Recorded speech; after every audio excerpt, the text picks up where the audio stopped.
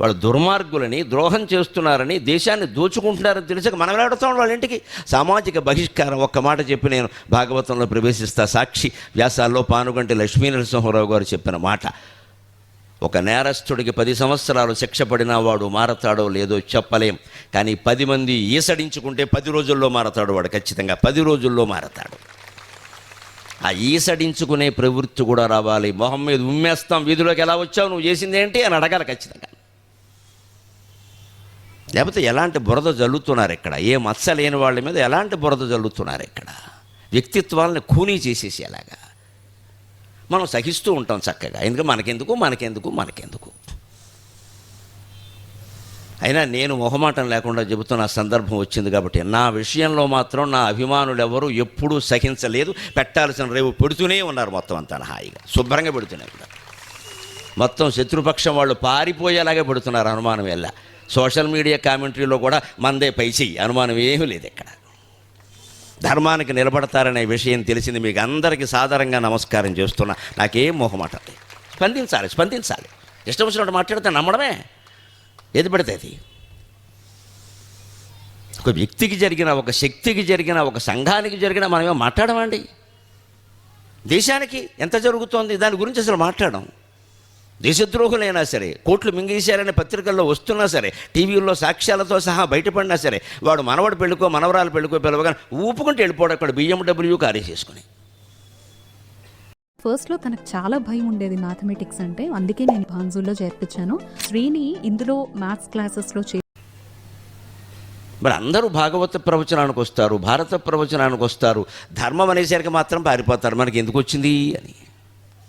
అదే రాజ్యాంగాన్ని నిదర్శనం. అది లక్ష్యాలు సాధించాలంటే మనం ధర్మానికి, సత్యానికి కట్టుబడాలి ఖచ్చితంగా. అలా కట్టుబడినప్పుడే ధర్మం లోకంలో నిలబడుతుంది. ఇప్పుడు రంగప్రవేశం చేస్తాం. అలమ ప్రస్తుతేన ప్రకృత మనసు రామక బెమ్మెరపోతున్నా. రాజ్యాంగాన్ని అప్పటికి లేదు, అంబేద్కర్ రాజ్యాంగం లేదు. కానీ పూర్వం నుంచి వస్తున్న ధర్మశాస్త్రాలు ఉన్నాయి, శృతి స్మృతి పురాణాలు ఉన్నాయి. వాటి సారాంశాన్ని గ్రహించి అనుసరించాడు ఆయన. బెమ్మరపోతున్న వ్యక్తిత్వంలో గొప్పతనం ఏమిటంటే, రాజులు గడ్డమంటి నన్ను రాడు సభస్థలి చూడనైనా. సాగర ఘోష కావ్యంలో పోతన గారి మీద ఎంతో ఆదర్శంతో ఈ పద్యం రాశాను నేను. మాకు కూడా అలాంటి అవకాశం ఇయ్యవయ్యా. రాజకీయాలు పదవులు మాకు అవసరం లేదు. ప్రజలందరికీ 4 మంచి మాటలు చెప్పగలిగితే చాలు, ఇంకేం అక్కర్లేదు. ఏది ఉంటే దాంతోనే బతుకుతాం. అక్కర్లేదు ఈ పీఠాలు పదవులు మనకి. అవి వస్తే పోతే దాని గురించి పట్టించుకో. పోతన గారు ఆదర్శం.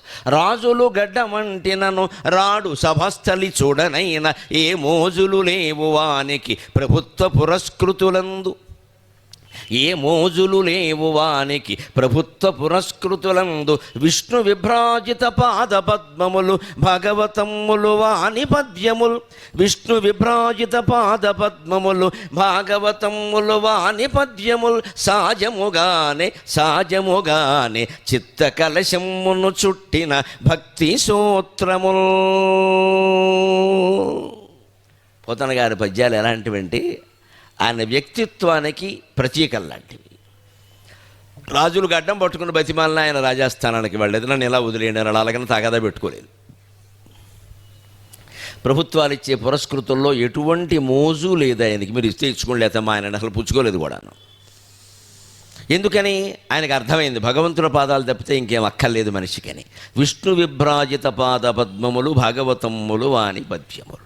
అవి ఎలాంటివంటే, మన ఇళ్లలో విఘ్నేశ్వర పూజ పుణ్యాకవాచనం చేస్తాం. ఏం చేసినా సరే ఆ పుణ్యాకవాచనం ఇప్పుడు ఒక పీట వేసి దాని మీద మంచి శుభ్రమైన వస్త్రం పరిచి దాని మీద బియ్యం పోసి దాని మీద ఒక కలశం పెడతాం. దానిలో మధురమైన జలం, మనోహరమైన జలం, స్వచ్ఛ జలం ఉంచుతాం. పూర్ణకుంభ స్వాగతం అంటే అదే కదా. దానికి చుట్టూ దారాలు చుడతారు చూడండి. వైదిక పురోహితులు ఎంత కళాకారులు, ఒక్కొక్కరు మంచి డైమండ్స్ ఆకారంలో బ్రహ్మాండంగా చుట్టేస్తారు దారాలు. చూస్తే అద్భుతంగా ఉంటుంది అది కలశం. అదే ఆంధ్రప్రదేశ్ ప్రభుత్వ చిహ్నం ఉన్నది అని చెప్పాలంటే. మన పూజల్లో ఉండేది అక్కడ చిహ్నమైంది కలశం, పూర్ణ కలశం. అదే మనకి పెద్దవాళ్ళు వచ్చినప్పుడు స్వాగతం చెప్తూ ఉంటారు. సరిగ్గా ఆయన పద్యాలు ఎటువంటివంటే ఆ పుణ్యాకవాచనంలో ఉండే కలశాలు లాంటివి. తోచిన ఆలోచన అది. చిత్త కలశమును చుట్టిన భక్తి సూత్రములు.